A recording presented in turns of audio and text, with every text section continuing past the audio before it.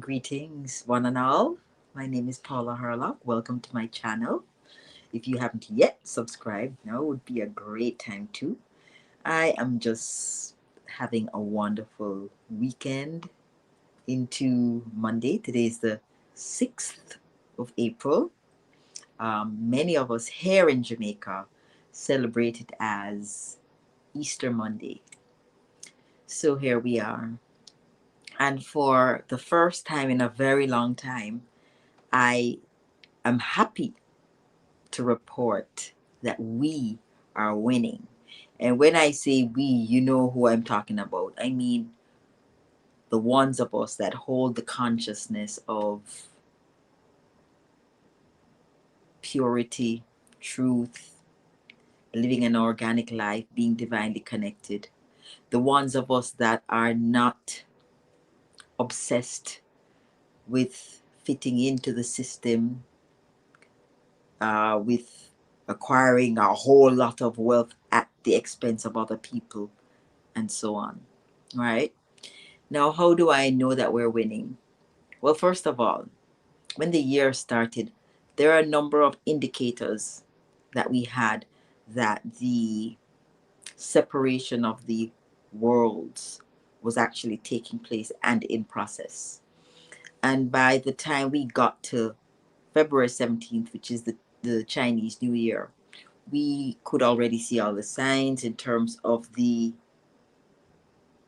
seismic shifts at the global level in terms of plate tectonics and also in terms of the geopolitical space. They're all connected, and the shifts were seemingly dramatic.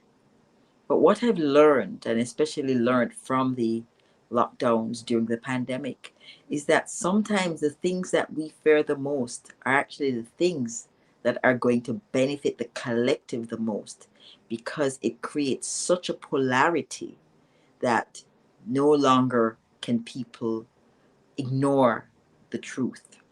So I think that's what's happening now. Whereas people were able to look at the war and not look at what was going on in the Middle East and think, oh, this is so unfair. But now we're all able to see the glaring injustice and unfairness where war is concerned and where geopolitics is concerned.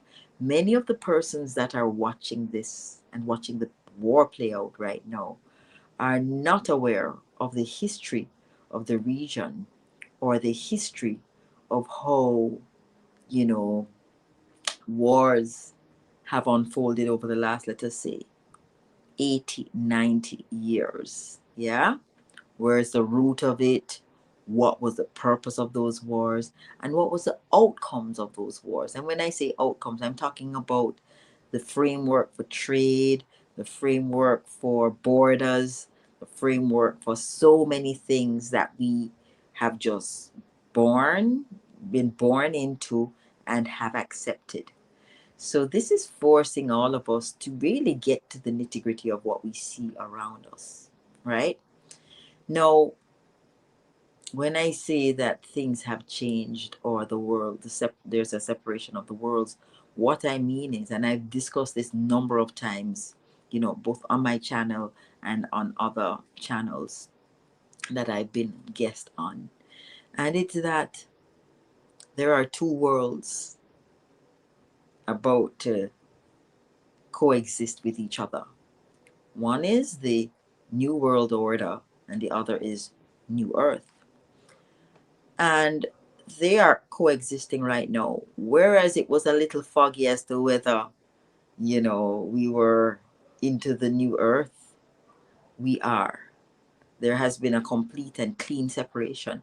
And if you really look around you, you will see that people have already chosen the path that they're going to go down. And if you look into your friend group and look into your family group, you'll see it's the same situation all around.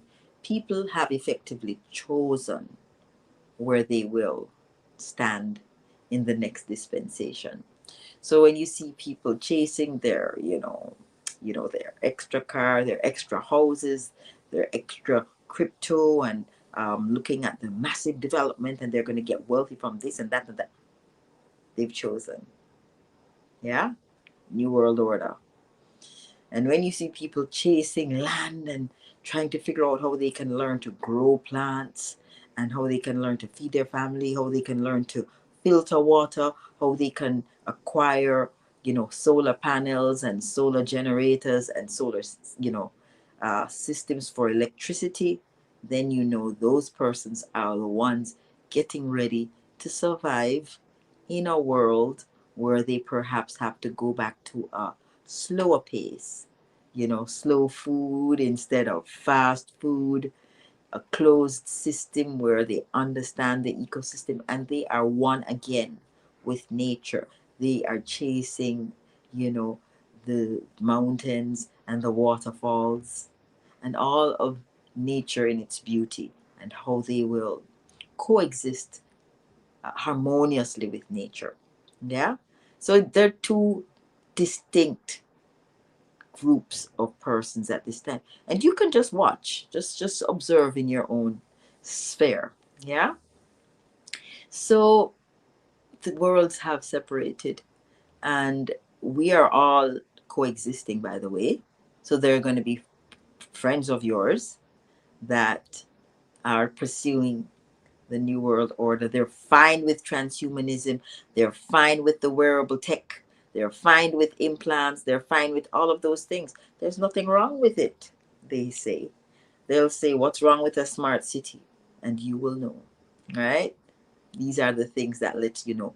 Of course, if I'm wrong, please, in the comment section, you tell me how I'm wrong, give examples. I'm never going to profess to be the expert on anything. This is just me sharing my opinion. And of course, I am open to A, correction, and B, to more expanded perspectives on this whole issue. All right. So we're pretty much on the two paths. People have chosen their paths and are proceeding. Now, when I say we're winning, I use very small indicators to tell me that we're winning. I use my timeline, for example, on social media, and there are so many more um, reels and videos on spirituality and self help and how we can improve in how we're moving in these modern times. Could be my algorithm, but I feel like there's thousands more than there were 2 years ago, 5 years ago, right? Then I also noticed that there are also more groups of people tribing up, right? Getting together, moving together, looking at how they can come up with some alternatives given what they are observing. So there are people, more people perceptive as to what is taking place and making the right moves towards being able to survive in that kind of scenario, right? Also, every time we have portal days or significant cosmic indicators, there are so many more group meditations and global meditations than there were. And those group meditations and global meditations are attracting hundreds of thousands, if not millions of meditators. Yeah, all aligned with the same vision of New Earth, a vision where, you know, there is justice and there's balance and there's harmony and there's peace and there's love.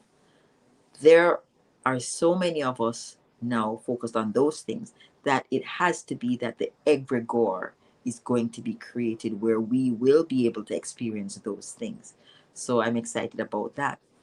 Now, you see me wearing this beautiful purple scarf. I received it um, on Saturday at a women's conference that I attended right here in Kingston, Jamaica. It's a beautiful conference. She Breaks Chains. And interestingly, that was the second event that was women centered that I attended, that I got a purple scarf. And I find it really interesting that me, just one person, was able to even, attend two events here in Kingston, Jamaica, that was directed towards the healing of the collective womb, the healing of women, the rise of the divine feminine. Now, it wasn't expressed in exactly that same way at the two events, right? But we know that is the root, at the heart of it. Yeah? So it shows you that globally we are moving towards taking back our sovereignty as women, embodying the divine feminine. And that's a huge thing. Because when we do things at the micro level, as I always say to you guys here, it starts to have an impact at the macro level. Yeah? And so in my small city of Kingston, Jamaica, I attended two events. And I know everybody who's watching this video right now have also attended events celebrating women, woman, the divine feminine, and so on. So I know I'm not the only one, right? So I'm using it as an indicator for me, right? Because when the women heal, then the entire society heals. Because remember, we, the women, are the ones that bear the fruits. So if our womb is corrupted, if our womb and us are imbalanced and out of harmony, then we are going to create a society that's also out of harmony. So when we start to heal, then the entire society begins to heal. I feel that it's happening. Now, don't get me wrong. This doesn't mean all crime is going to finish overnight and that the wars that we see unfolding are going to finish overnight. What it means, though, is the system that perpetuates all of those things, that system is crumbling, and that should be celebrated. No, while I'm talking about that, that I'm excited about the fact that we are winning as a collective, and we're winning in terms of a side. And I know I'm not supposed to be polarized, but for so long we've seen, the evil overcoming the good, the bad guys winning, the corruption winning, the greed winning, right? So it's wonderful to start to see indications that the good is winning, the pure is winning, love is winning, harmony is winning, right? Now, when I say we are winning, please don't get me wrong. It's not a war thing, it's an energetic thing. Remember, we're all in the midst of a spiritual battle, but I am beginning to see signs that we are winning in the realm of spirit, right? Now, let's get real now in terms of what is happening in reality. Things are going to appear to get worse before they get better. I kid you not. Okay? So I am not here singing, doing a happy dance and saying we're winning so that you can all relax and think that everything is going to be okay. No, nothing like that. The truth is, we are right now at the brink of actually beginning to feel what they call the fuel shock, right? The war that is raging in the East and the Strait of Hormuz that has been closed down. Everybody's been watching that and everybody's been commenting on it, and it's been going on and on for a while. But I saw a video this morning that spoke about the delay between what's happening in the Middle East and what's going to actually happen in our neck of the woods.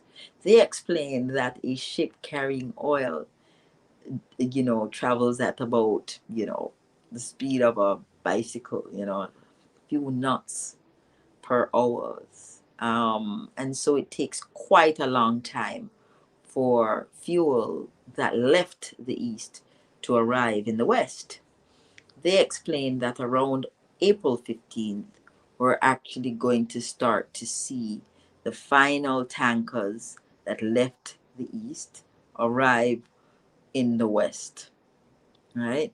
And then after that, there's going to be basically a slowdown or a halt in the fuel that reaches to, for example, North America, South America from the East, Canada, Europe, and so on. So even though things feel normal, in terms of food, in terms of fuel, things are actually going to start changing. And when they start to change, they're going to start to change very quickly. So, not to alarm you, but we must be wise and we must prepare. So, you need to start looking at alternative ways of keeping your house cool, keeping your house warm, making sure that you're stocked up with food, and not just like for a storm. You need to have a more sustainable and self-sustaining plan.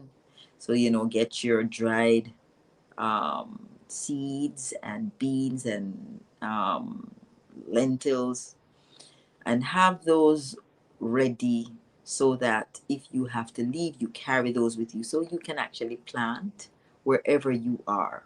Okay? Start from now to grow food, even if it's in small containers on your countertop, on your balcony.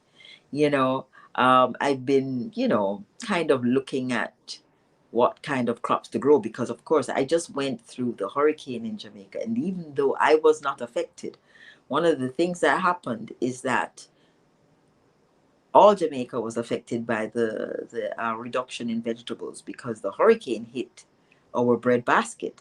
So we all suffered the effects of, food non-security. We had no idea when we were going to get tomatoes. We couldn't get sweet peppers. We couldn't get hot pepper. None of the things that we're accustomed to getting. So what that did is that everybody in Jamaica is now planting their little garden, and now there's a huge vegetable glut, which is good. We can all eat a lot of vegetables. It'll do our bodies good. And so we are all getting ourselves acquainted with growing our own food. On February 17th, I put in a garden, with pak choy and tomatoes and pumpkin and cucumbers. And I was able to do a green juice with pak choy and cucumbers this week. Okay, so it just goes to show you within a very short space of time you can start to feed yourself. If you're on social media, there's so many IG videos showing you how to uh, do a trellis with pumpkin or cucumber, how to plant onions, how to plant scallion, how to plant uh, the herbs, how to do microgreens right on your countertop with eggshell, with egg cartons, with plastic cups, with plastic bottles, right? And a lot of these videos are coming out of like India where there's limited space and limited soil. You can do it. So start to buy your little topsoil and buy your little pots and teach yourself how to grow things. That also connects you back with nature, right? Because now you're going to synchronize with nature. You're going to have patience. You're going to be observant. You're going to understand the cycle of life. For example, I choose not to buy fertilizer, right? But I use the organic scraps from my kitchen and I create a container, I add water to it, and I get a liquid fertilizer, and that's what I'm using. So I have a closed system for my garden already. And so that's not something that I've always done, but certainly now it feels like it's time for me to get my act together and figure it out. And guess what? I nailed it. And everybody that I know Everybody's nailing it. So it means we're ready. So I want to encourage everybody here to start your little garden on your balcony, on your kitchen countertop, at your kitchen window, right? Small things, watch it grow, see what it needs, and so on. Just so that you can start to prepare yourself for being self sufficient when it comes to feeding yourself, right? Remember, microgreens can give you all the nutrients you need to keep you healthy and strong. So even if you have to just, crush some microgreens in water and drink that, that's chlorophyll filled, right? The truth is, we've been trained or conditioned to eat three huge carbohydrates, protein dense meals per day. We don't need it, right? And hunger is a conditioned response as well, right? So we need to start to get ourselves, wean ourselves from the large amounts of food that we're consuming. Yeah. The next thing that I want to encourage everyone to do is to figure out how your water supply is going to work. Water is, you know, the main thing that you need to survive. So, you know, buy your bottles of water, buy your little, mini portable water purification system so that if you have to leave where you are in a hurry and you're able to get water, you can purify it and you can all drink. Okay. Figure out where the nearest creek or spring is in relation to where your house is. Figure out the different escape routes, driving, if you need to leave where you are in a hurry. Those little things that we watch on the movies where, you know, an apocalypse is coming and you see the family moving together and they have to escape. Start to look at the logistics of moving quickly. That's all I will say. And I know my husband complains bitterly that I am over sensationalizing the situation. To me, better safe than sorry. Yeah. So I want to encourage everybody, and I don't mean just in North America, I mean all over the world. Because in addition to the geopolitical tensions, we're also watching the sun. We're going into a solar maximum. We've had 4 magnitude 7 earthquakes um, since February. Right? Luckily, thankfully, they've all been in regions where there's not a lot huge populations. But what that is telling you is that the plates are shifting. And so there is a very high possibility of mass tectonics, major tectonic events, which could result in tsunamis or really interesting natural phenomena. So we all have to just be on alert. And this is to scare no one. This is to put you on alert. So we're winning, but things might get a little challenging before it smooths out. Okay? There's also a high possibility of a lockdown. Remember what I said? Lockdowns were not bad in the end. Lockdowns allowed a lot of people to awaken. Lockdowns allowed a lot of people to reconnect with themselves. Lockdown also allowed a lot of people to do some research into the truth of what's happening on this planet. And lockdowns allowed a lot of us to find each other because we had a lot of time on our hands. Yeah? So it wasn't a bad thing.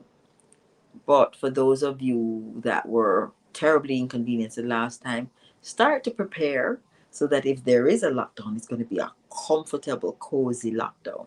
Like, that's what I'm planning. Like, if there's going to be a lockdown, I'm going to enjoy it properly this time.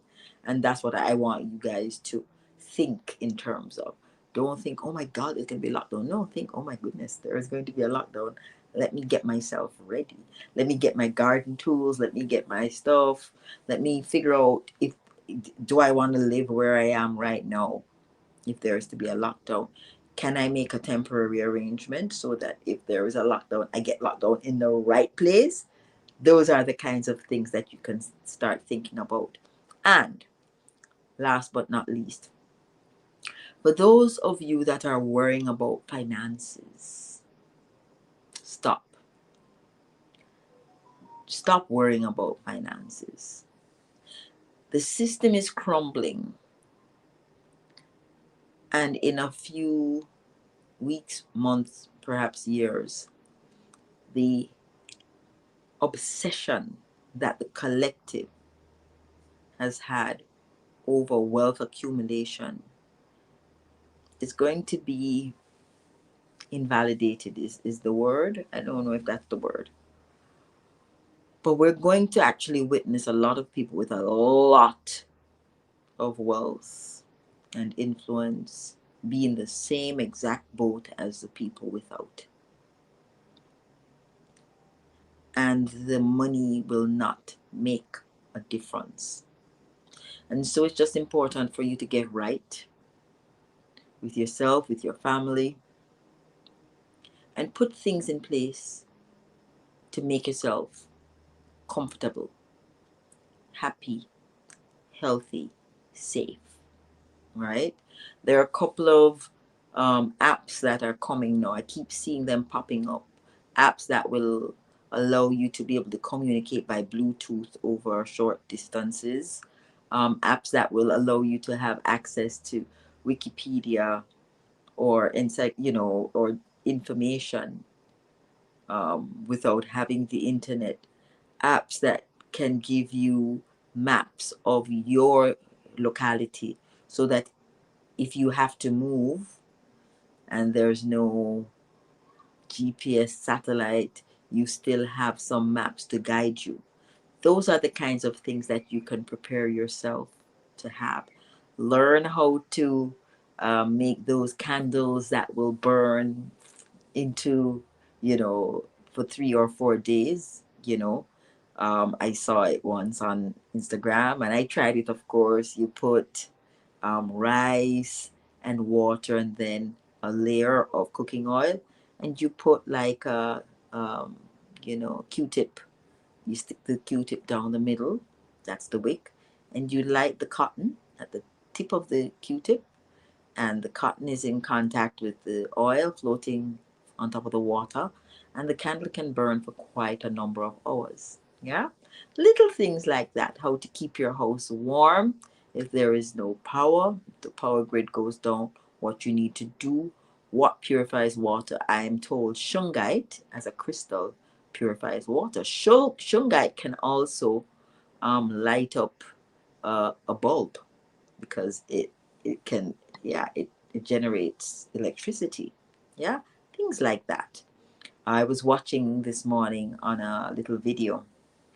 This man was using vegetable oil in his car, in his gas tank, and it looks laughable, but apparently and you can do the fact checking on this.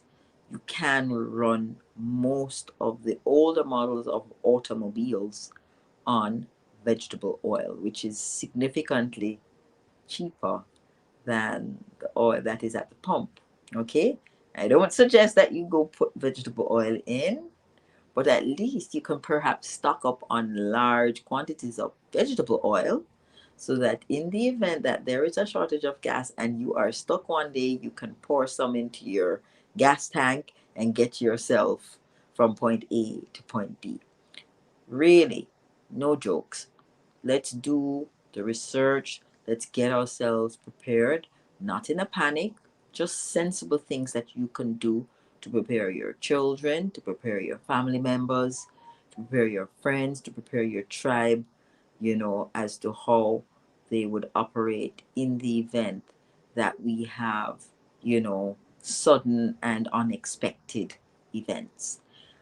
I am told by a good friend of mine that has been following this thing, that there will not be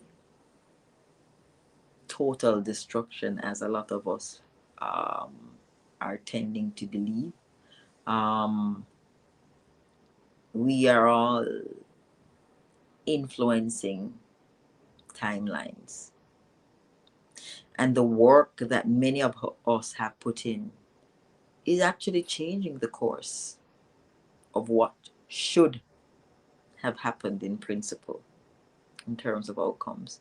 So we must continue what we're doing, holding a vision of new earth, a harmonious, love filled space where people are getting along with each other, people are unified and working together, right? All this fracturing and division that is taking place over some simple principles, things are going to happen that will completely nullify those differences and unite us. And that brings me to the end of today's message. Remember, it's going to get worse before it gets better. The important thing is that you know what's happening, and you can hold space for persons who are completely unaware of what is happening. You are a new earth leader, and as such, you will be guided accordingly. You will know what to teach yourself. You will know what to know so that you can play your role effectively. I'm out.